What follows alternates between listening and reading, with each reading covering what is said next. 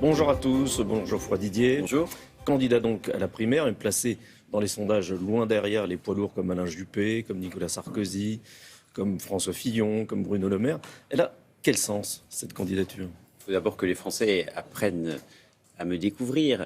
Mais je crois que la politique a besoin de se régénérer. Parce que si tout allait bien, si nous étions aujourd'hui à 5% de chômage ou à 5% de croissance, je ne serais pas candidat à cette primaire de la droite. J'ai un métier que j'exerce, je suis avocat, je suis vice-président de la région d'Île-de-France, mais je crois aujourd'hui qu'il est temps de passer à autre chose, à une autre époque, parce que la France bouge vite, et puis parce que tous ceux qui nous ont gouvernés, malgré tout le respect que je leur porte, n'ont pas non plus si bien réussi qu'il faille absolument les conserver.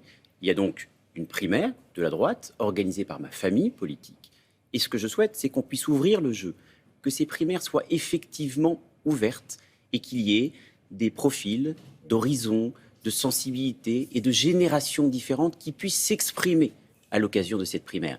Et ce que je souhaite aussi, c'est qu'aujourd'hui, la diversité, le débat puisse avoir lieu pour que demain, c'est-à-dire le jour où nous aurons choisi notre candidat, nous soyons tous unis derrière lui.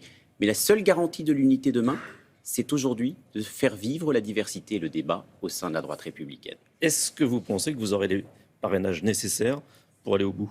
Oui, je le crois. Je le crois parce que j'y travaille activement et parce que les parlementaires, les élus locaux, les adhérents de ma famille politique sentent bien qu'aujourd'hui nous sommes assis sur une cocotte minute et qu'il est temps que ça change, mais que ça change enfin. Parce que depuis 4 ans, nous subissons un affaissement de l'autorité de l'État. Mais avant, la droite républicaine, même si Nicolas Sarkozy a été un bon président de la République, bien meilleur que François Hollande, tout n'a pas été fait. Donc il faut aujourd'hui reprendre tout à zéro. C'est-à-dire au niveau de l'école. Je suis par exemple favorable à des cours de politesse à l'école, dès l'école primaire. Et puis il faut aussi redonner de la puissance à l'État, c'est-à-dire redonner au cœur de l'État les moyens de son action. Nous avons eu tort, à droite, de baisser le nombre de policiers et de gendarmes, alors que la menace est en train de se pérenniser. Donc tous les parlementaires, tous les élus locaux, tous ceux qui sont sur le terrain avec des petites permanences, parfois même avec des petits moyens, sentent bien qu'il y a une colère qui monte.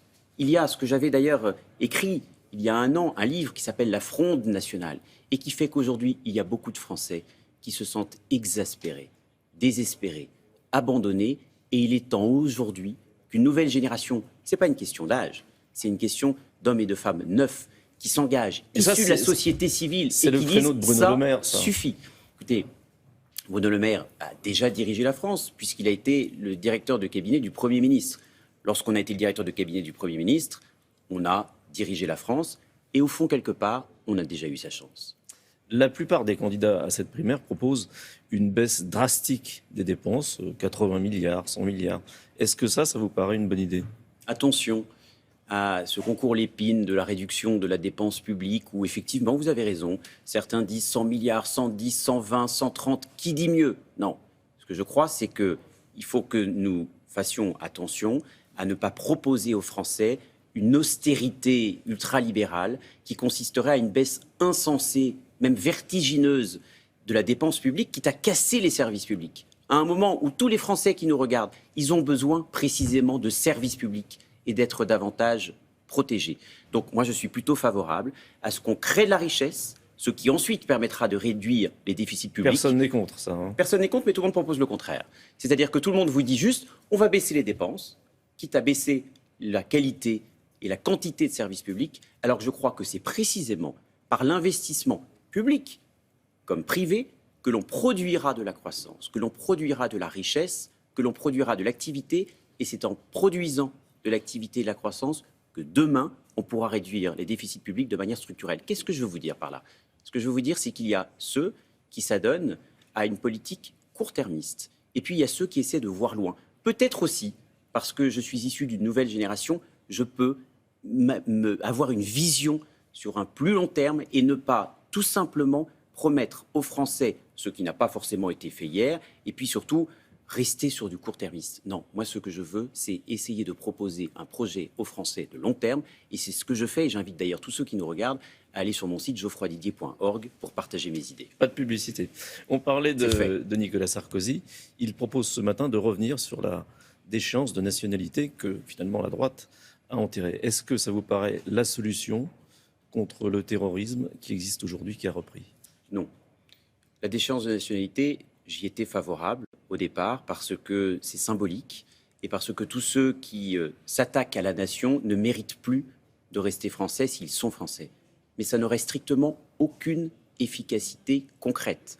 Et pour un apprenti terroriste, le fait de craindre de perdre sa nationalité, vous pensez qu'il va s'empêcher lui-même de se faire exploser parce qu'il risque de perdre sa nationalité française? Vous le croyez vraiment, Roland Sicard? Je ne le crois pas, et je pense que tous ceux qui nous regardent ont bien compris que tout cela était symbolique, mais inefficace. Ce qui serait, par exemple, efficace, ce sont des véritables centres de rétention pour les terroristes. Pourquoi je vous dis ça? Moi, je suis avocat et je pars d'un principe, c'est qu'effectivement, on n'a pas à être enfermé tant qu'on n'a pas été condamné.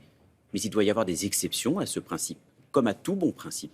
Et ces exceptions existent déjà. Un immigré clandestin peut être enfermé dans un centre de rétention. Une personne qui n'a pas encore été condamnée, mais qui est en détention provisoire, peut être aussi enfermée.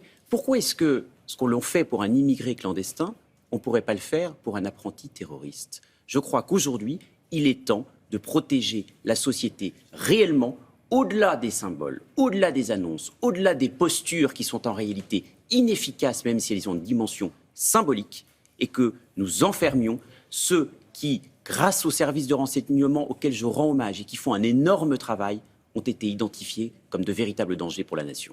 Les manifestations et les casseurs qui gravitent autour, est-ce que vous pensez, comme le gouvernement, qu'il faut peut-être interdire ces manifestations?